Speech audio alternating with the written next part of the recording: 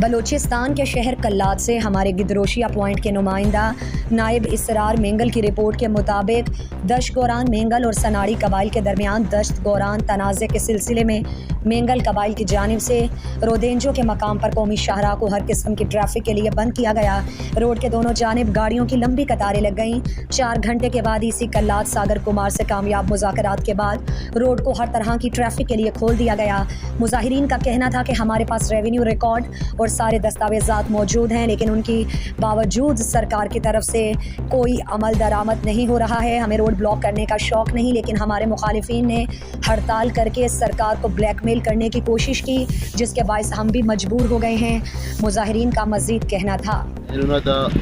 امن احتجاجی مظاہرہ مینگل قبائلہ مختلف جگہ پر سنو ان اصل مقصد دادے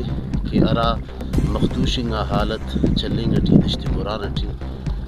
مینگل قبیلنا اور سناڑی نا نن تمام تر اخس کی ادارہ ریرک حفاظتی ادارہ ریرک پاکستان افتنن ہندا اپیل کینا کہ فی الفور مینگل نا مسئلہ حقوق نا حوالٹ کرے رہے گا بھرپور طریقٹ اور فی الفور حل کی